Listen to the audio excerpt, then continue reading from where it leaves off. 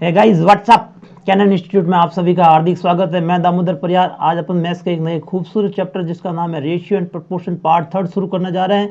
बहुत ही interesting chapter में आपको क्रॉस प्रोडक्ट मेथड बहुत ही यूनिक कंसेप्ट है, बहुत अच्छे से करना सिखाऊंगा। और ऐसा क्रॉस प्रोडक्ट मेथड आपने पहले कभी नहीं पढ़ा होगा जो बड़े बड़े सवालों को बहुत इजीली सॉल्व कर देता है। बहुत नई ट्रिक है, बेसिक ट्रिक है। तो चलिए शुरू करते हैं आज का वीडियो। क्रॉस प्रोडक्ट मेथड से आपको रेशियो एंड प्रोपोर्शन के सवाल करना सिखाएंगे आपको। तो मैं उम्मीद करता हूं कि आपको पसंद आएगा। और काफ़ी दिन हो गए वीडियो नहीं डल पाए, इसके लिए मैं आप सभी को सॉरी कहना चाहता हूं क्योंकि टाइम नहीं मिल पाया। लेकिन अब आने वाले टाइम में आपको वीडियो रेगुलर मिलते रहेंगे। तो चलिए शुरू करो, घबराने की कोई ज़रूरत नहीं है। कंटिन्यूस वीडियो आते रहेंगे इस चैनल पे। आप अगर नए हो तो चैनल को लाइक, शेयर और सब्सक्राइब भी कर सकते हो। तो चलिए शुरू करते हैं ratio and proportion part third. तो सबसे पहले एक सवाल लेते हैं जिससे आपका बेसिक्स क्लियर करते हैं। ये लो, पहला सवाल आपकी स्क्रीन पर ये था। जैसे एक क्वेश्चन दे रखा है कि दो संख्याओं का अनुपात 3:4 है। यदि दोनों संख्याओं में 6 जोड़ दिया जाए तो यह अनुपात 5:6 हो जाता है। तो वो संख्या ज्ञात करो। तो आपको पता है अनुपात में जोड़ बाकी रहता है। तो इसको कैसे बेसिक से करते हैं, कैसे एडवांस मेथड से करते हैं, मैं आपको क्रॉस प्रोडक्ट मेथड से आपको करना सिखाता हूँ। ठीक है, तो आप ध्यान दीजिए। सबसे पहले संख्याएं क्या है, 3 और 4। देखो दो संख्या है, ये 3 है, ये 3:4 है। 6 जोड़ दिया जाए तो ये अनुपात कितना हो जाता है, ये हो जाता है 5:6 हो जाता है। तो चलिए शुरू करते हैं। 6 जोड़ दे दोनों में, तो 6 जोड़ दो दोनों में। अब देखो, अब क्रॉस प्रोडक्ट मेथड से करना सिखाता हूँ आपको। प्रत्येक संख्या में कितना जोड़ दिया जाता है, 6। तो यहाँ पर कितना लिख दो, 6। क्रॉस प्रोडक्ट मेथड मतलब इसको क्रॉस मल्टीप्लाई करना है। क्रॉस मल्टीप्लाई करके देखो, क्रॉस मल्टीप्लाई मतलब समझ गए। 3 को किससे मल्टीप्लाई करना है, 6 से। और 5 को किससे मल्टीप्लाई करना है, 4। 3 को 6 से मल्टीप्लाई किया तो कितना गया, 6 3 जा 18, 18 आ गया। और 5 4 जा 20, तो ये 18 और 20, ये आ गया 18 और ये 20। तो इसका अंतर कितना आया, 2 आ गया। अब देखो इनको मल्टीप्लाई करो। 5 को 6 से किया और 6 को 6 से किया, तो 5 छंग 30, 6 छंग 36। तो 2 की वैल्यू 36, तो 30 में से 36 गया। 5 छंग 30 माइनस 6 छंग 36, तो इसका कितने बच गया, 6 बच गया। तो 2 की वैल्यू कितनी आ गई अपनी, 6 आ गई। समझ में आ गया। तो 2 की वैल्यू 6 आ गई, तो 1 की वैल्यू कितनी आ जाएगी फ्रेंड्स, बताओ आप। तो 1 की वैल्यू कितनी आ जाएगी, 3। समझ में आ गया। एक बार मैं आपको फिर से बता देता हूँ कि ऊपर वाले को 3 को 6 से मल्टीप्लाई किया, 6 3 18 और 5 चौक 20, इसका अंतर कितना है, 2। और 6 5 30 और 6 चौक 36, इसका अंतर कितना है, 6। यानी कि 2 की वैल्यू कितनी है, 6। तो 1 की वैल्यू कितनी हो जाएगी, 3। अपने को पूछा है कि वो संख्या ज्ञात करो, तो 3 की वैल्यू कितनी आ जाएगी, इसको किससे मल्टीप्लाई कर दो, 3 से। तो कितना आंसर आ गया, 9। अगर 4 का पूछा है तो इसको 4 से गुणा, 4 को 3 से मल्टीप्लाई कर दो, तो 4 3, ये संख्या आ गई। तो बहुत ही बेसिक तरीके से किया, बहुत ही आसानी से आपको समझ में आया होगा। और एक मैं आपको और बता दूं, जैसे ये नीचे वाला क्रॉस मल्टीप्लाई करते हो, 5 को अगर 6 से करते हो, फिर 6 को 6 से करते हो, नीचे अगर चीज़ सेम है, समझ गए, यहाँ भी 6 और यहाँ भी 6, तो सीधा 5 माइनस 6 कर दो 1, तो 1 को 6 से गुणा कर दो, तो सीधा 2 की वैल्यू कितनी आ जाएगी, 6। लेकिन यहाँ पर संख्या अलग अलग है, तो फिर अलग अलग क्रॉस प्रोडक्ट आपको करना पड़ेगा। तो बहुत ही अच्छा तरीका आपको समझ में आया होगा। और इसको एक और तरीके से मैं आपको करना सिखाता हूँ। ये तो हो गया अपना क्रॉस प्रोडक्ट मेथड कि चीज़ों को सेम करके इसको कैसे किया जाए। सेम करके करना भी सिखा देता हूँ। जैसे यहाँ पर कितना है, यहाँ कर लेता हूँ, ये 3:4 है, ये कितना है, 5:6।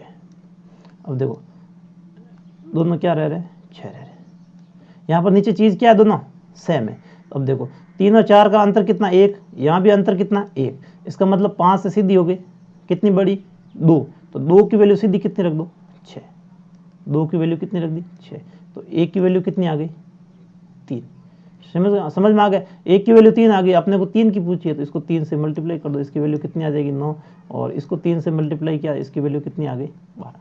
तो आप चीज़ों को सेम करके भी कर सकते हो। लेकिन यहाँ पर अगर जैसे इसका अंतर बराबर नहीं है, तो आपको अंतर क्या करना पड़ेगा, पहले बराबर करना पड़ेगा। इसलिए क्रॉस प्रोडक्ट मेथड इससे बेहतर है, क्योंकि किसी भी प्रकार में लग जाता है अंतर, या चाहे चीज़ें सेम हो या नहीं हो, फिर भी आपका क्रॉस प्रोडक्ट मेथड लग जाता है। तो क्रॉस प्रोडक्ट मेथड बहुत ही अच्छा तरीका है। आप अगर अप्लाई कर पाते हो तो आपके सवाल बहुत ही जल्दी सॉल्व हो जाएंगे। चीज़ों को सेम करके भी कर सकते हो, लेकिन उसमें आपका टाइम थोड़ा सा ज़्यादा कंज्यूम। अगर यहाँ से 3 और 4 का अंतर, जैसे यहाँ 1 आ रहा है, यहाँ पर 3 आता, तो इसको 3 से मल्टीप्लाई करना पड़ता है, फिर आपको अंतर क्या करना पड़ता है, बराबर करना पड़ता है।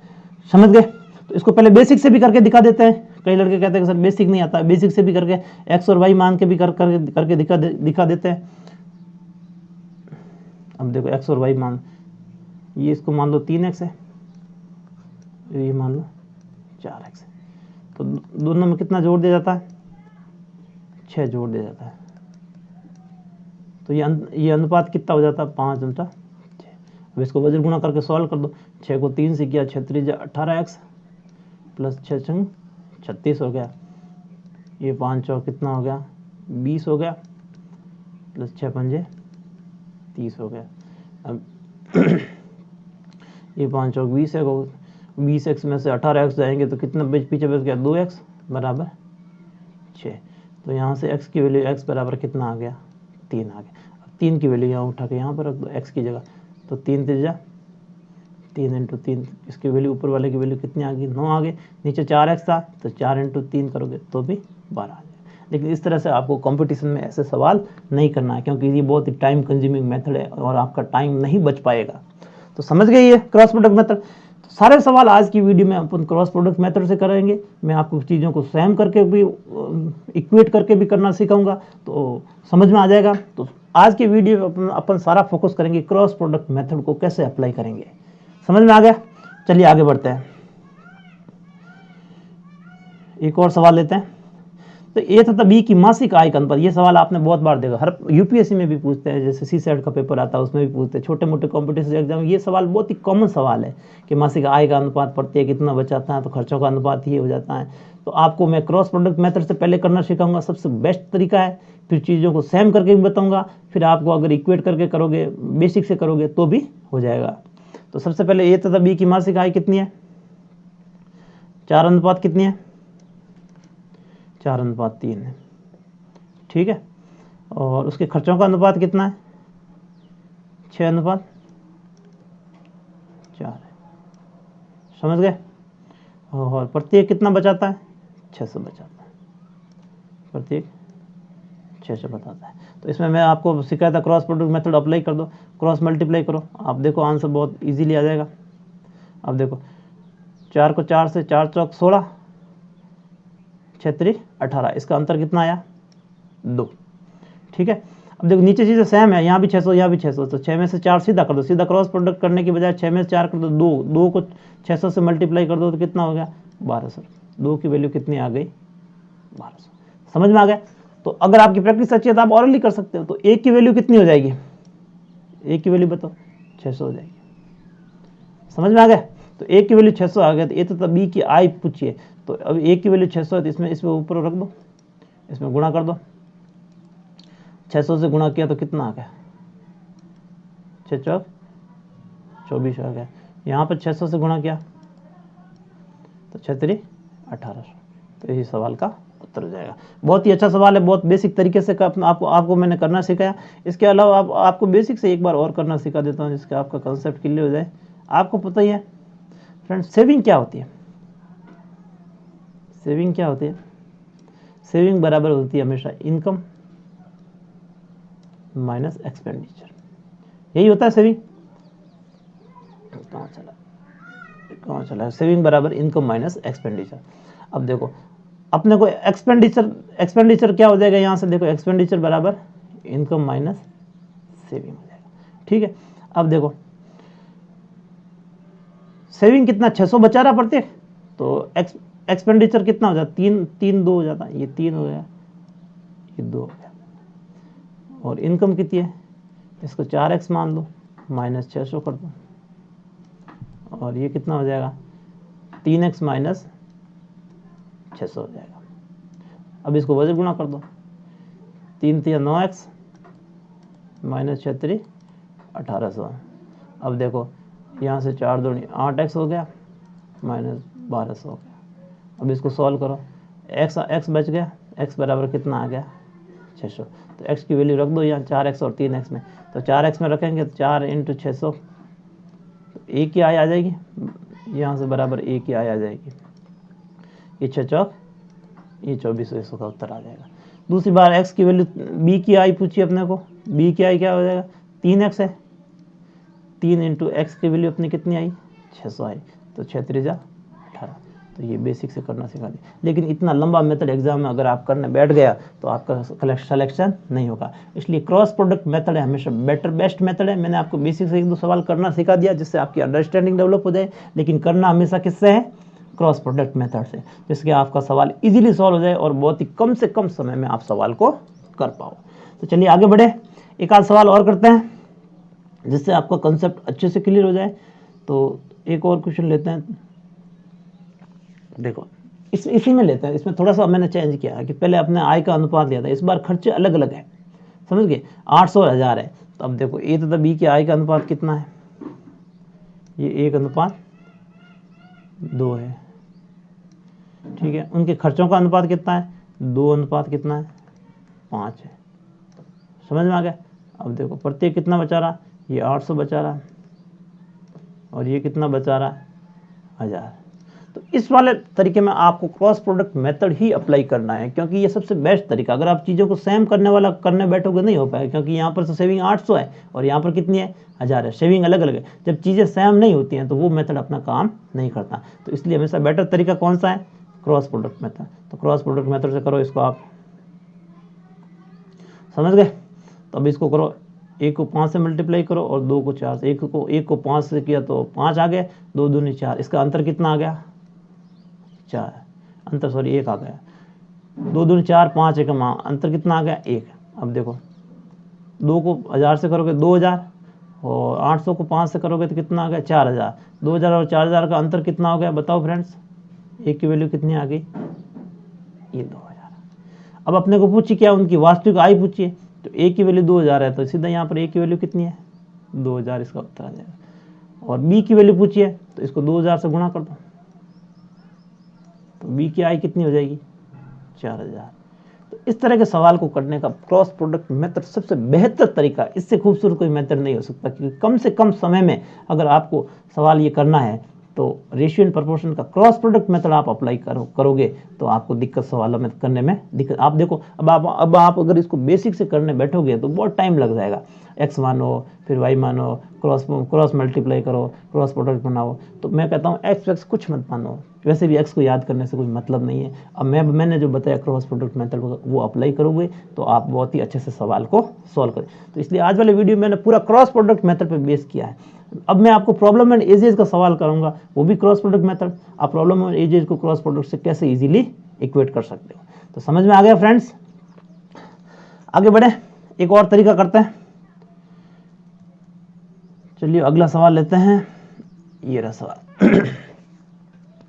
अब देखो आयु वाले सवालों में भी क्रॉस प्रोडक्ट मेथड अप्लाई कर सकते हैं। अगर आप इसको अप्लाई कर पाते हैं तो बहुत ही जल्दी सॉल्व हो जाएगा, नहीं तो आप सोचते रहो ऑप्शन में टिक करते रहो। इसमें क्रॉस प्रोडक्ट मेथड लगा के मैं आपको करना सिखाऊंगा। तो बाकी कोई मेथड नहीं करेंगे, सिर्फ क्रॉस प्रोडक्ट मेथड ही करेंगे। तो ए तथा बी की आय का अनुपात कितना है 4 अनुपात कितना है 5। बाद में ये अनुपात कितना हो जाता है बताओ, 11 अनुपात कितना हो जाता है 16 हो जाता है। उम्र के साथ देखो अनुपात भी बढ़ रहा है, तो हर चीज़ उम्र के साथ बढ़ती है, चाहे अनुभव हो या अनुपात। ये देखो अब इसका 18 साल पहले का दे रखा, तो गैप कितने का है 18 का, तो यहाँ भी कितना लग दो 18। समझ में आ गया यहाँ तक, किसी को कोई डाउट बोलो गाइज, ठीक है। अब अपन क्या करते हैं, पहले जैसे मैंने क्रॉस प्रोडक्ट मेथड बताया था उसको अपन अप्लाई कर देते हैं। तो अप्लाई कर दो क्रॉस प्रोडक्ट मेथड। पहले क्या कैमरे की सेटिंग थोड़ी सी सही नहीं थी, बहुत दूर कैमरा था। अब मैंने कैमरा थोड़ा जल्दी नज़दीक लगा दिया, जिससे आप आसानी से देख सकते हो। मैं भी आपको आंखों में आंखें डाल के बात कर सकता हूँ, ठीक है। तो चलो करो इसको सॉल्व। ये देखो इसको क्रॉस प्रोडक्ट कर दो, इसको क्रॉस दो। 16 चौके कितना होता है 64, 11 पंजा 55। अब 64 में से 55 गया, अगर औरल नहीं कर पाते तो इसे निकाल दो, 64 में से 55 गया तो कितना बचा पीछे 9 बच गया, ये 9 हो गया, ठीक है। अब देखो यहाँ पर नीचे चीज़ सेम है, तो आपको 11 को 18 से गुणा करो, फिर माइनस करो 16 को 18 से गुणा करके माइनस करो। इससे बेहतर तरीका है, तो नीचे चीज़ें सेम है ना, तो आप 11 माइनस 16 कर दो 5, और 5 को सीधा 18 से गुणा कर दो, तो 18 पंजा कितना हो गया 90। तो ए की वैल्यू कितनी आ गई, 9 आ गई। और अपने को पूछा है कि उनकी वर्तमान आयु कितनी, आयु का योग पूछा, योग ही निकाल देंगे, पहले आयु तो निकालेंगे। तो देखो ए की वैल्यू 9 है, तो 4 की वैल्यू कितनी हो जाएगी, यहाँ से देखो 4 कितने निकालो, इंटू 9 कर दो, तो 4 नमा कितना हो गया, 36। 5 इंटू 9 करोगे, 5 नमा कितना हो गया,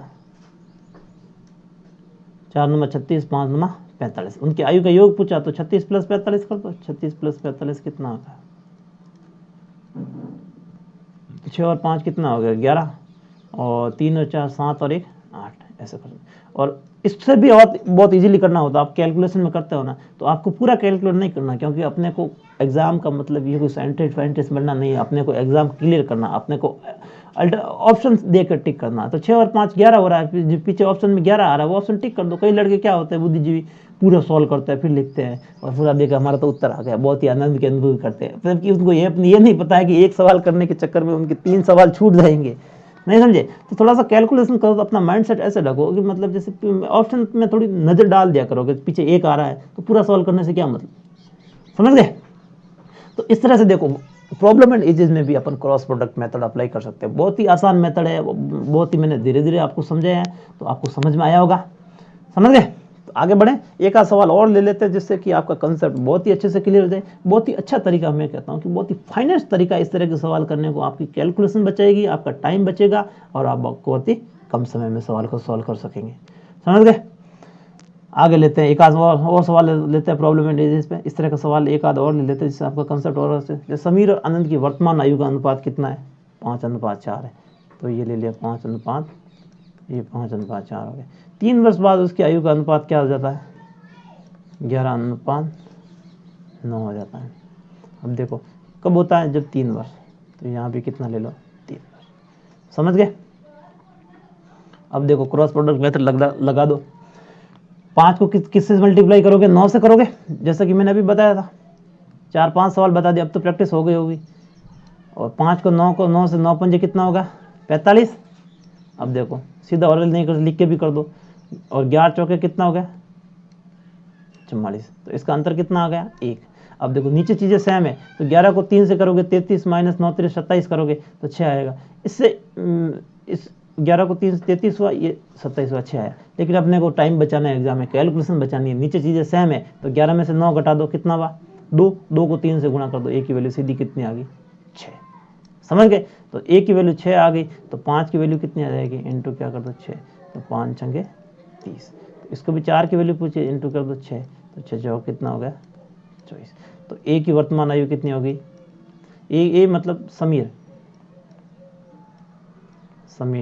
की कितनी होगी, 30 हो गई। और आनंद की पूछो, तो आनंद की कितनी हो जाएगी, 24 हो जाएगी, समझ में आ गया।